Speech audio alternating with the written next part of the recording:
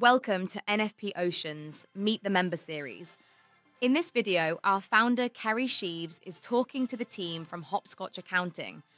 So today I am talking with Matthew Knight and Ryan Mitchell from Hopscotch Accounting. Hi guys, how are you? Good, Kerrie. Excellent. So we're going to tackle the topic today of why not-for-profits need purpose and strategy. They need accountability. And we're also going to talk about portable long service leave, which is a hot topic at the moment. Guys, why do not-for-profits need purpose and strategy? So the purpose of a not-for-profit, every not-for-profit has a charitable mission. So it's really, who are they there to serve in the community? There are constitutions and charters in place, which the non-for-profit was set up. So they have to ensure that they're actually delivering on that particular purpose. And how does accountability and transparency factor into that mix? Well, the big thing with accountability and transparency is trust. So not-for-profits are based on a lot of trust. So without trust, you won't have your community engagement and support. And I suppose when it comes to that, then making sure you've got good policies and procedures in place is important. But how does a not-for-profit prioritise or tackle that? So they look at their risk management, especially conflicts of interest. It's also having strong financial management controls in place. So having the right procedures in place and then actioning those procedures as well. So you mentioned financial controls. One of the key issues that's coming through our legislative system at the moment is around portable long service leave. What is it and how does it affect not-for-profits? Well, basically what's happened in New South Wales is they've brought in portable long service leave. That's mainly due to community organisations engaging their employees on a fixed contract. So community organisations, their employees could never reach the 10 years. So it's to really keep encouraging employees into that industry, and therefore at the end of the day is they don't need to worry about serving the 5 years or 10 years for long service leave. Now, it's a similar scheme in Victoria and Queensland. So New South Wales really has brought that in to bring in line with the other two states. So now what happens is from the 1st July this year, 2025, basically New South Wales has brought this in, and it's really compulsory for all service community organisations, and basically there are up to 31 industries which it applies to, and it's really the liability. What's going to happen is from the 1st July, you are required to register as a community organisation, and then the return will be due actually March 2026, and that'll accumulate actually April 26 for 1st July to March. The liability needs to be paid, and it's a 1.7% of those employees. So it's very important, because what they were finding was employees were exiting that community organisations, then not coming back because they could never reach the minimum service periods for long service leave to accumulate. So let's talk about a scenario with that. I'm a small not-for-profit organisation. I've got a couple of staff, maybe 5 or 10 staff. My grant funding, the funding model that I have, it tends to mean that I can only offer annualised contracts, which would have to be renewed with my grant funding renewal. And of course, that means that providing continuity of employment can be a challenge. But if I'm recruiting somebody new into my organisation and they perhaps have accumulated long service leave, or maybe they've got 4 years in one organisation and they're coming to me fresh, what am I going to have to do as a new employer employing that person who may have some long service leave? Well, you would have to register that employee with the long service leave authority in New South Wales, and then start paying quarterly long service leave for that employee. It only applies for service from the 1st July 2025, so it doesn't go back. So in your example, if they were 4 years with another organisation and they only started with you the 1st July, basically that accrued long service leave or payment of long service leave only really happens from the 1st July for that employee. Okay, so let's go, a few years in advance, and I've brought on a new employee, they have been working for someone else from this 1st of July up till that point. Who actually pays the long service leave? Is it that we're just paying a levy amount for every employee? It goes into a big bucket? A levy amount every quarter based on ordinary wages. So that's what you actually do pay. So you lodge a return every quarter, then pay it every quarter as well. So a lot of organisations that we deal with as well, and most importantly, need to remember to factor this into their budgeting process, because what we have found when we're referring to New South Wales clients have been budgeting for their normal process, but then haven't factored in this new levy that then gets paid to the Long Service Leave Authority. Yeah, and it's something that they do need to consider, as part of their operating costs of having any kind of staff. Ryan, where can people find additional support and resources about this if they're wanting to educate themselves further? So the New South Wales Government has a fact sheet out at the moment. So if you jump onto their website, all the details are there. There is more information being released. For instance, they just released ordinary wages definitions, and more information will come out shortly.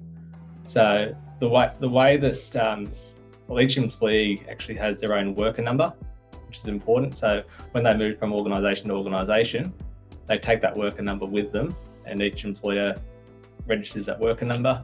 So that ensures that all their years of service are carried forward in the sector.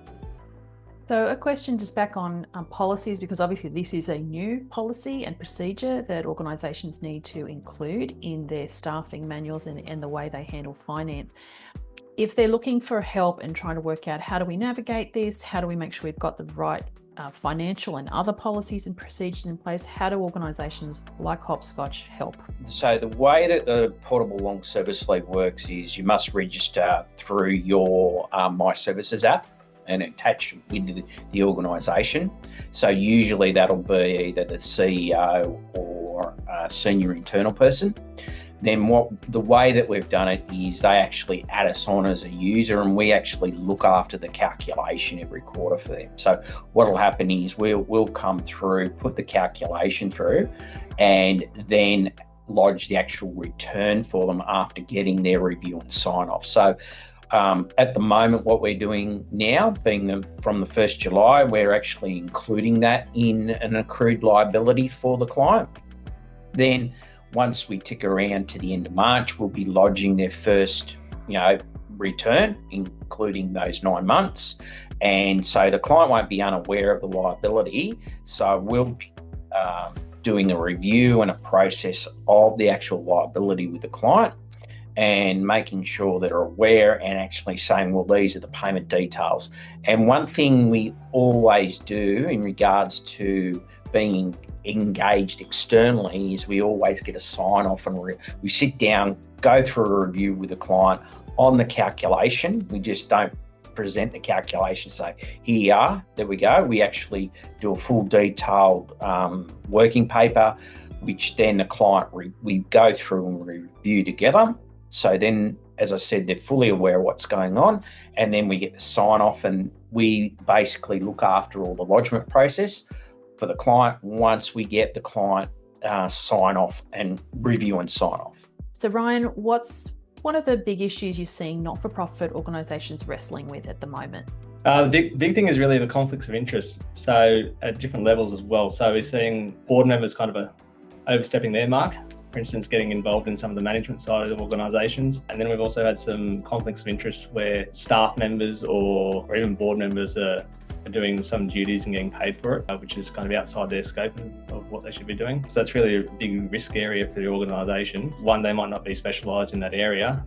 Two, if they're getting paid for the service, are other board members or members within the organisation knowledgeable of that as well? That's obviously a big factor, where if you've got board members who shouldn't be financially benefiting, whether that's directly or indirectly from the operations of the organisation, if there's not proper procedures in place to make sure that that is very transparent and that there are procedures for agreement in that really can become an issue. But who's really looking at that? Who's vetting whether there are truly conflicts of interest in these organisations? First of all, from a board level, all board members should be aware of anyone's conflict of interest. So when you have your monthly, quarterly board meetings, any conflicts of interest should be raised and spoken about at that board level. As far as management's concerned, Hopscotch as an external advisor will advise on any payments that are made to direct staff members or even board members as such. So really it's a multi-level kind of process that we look at as far as conflicts of interest are concerned.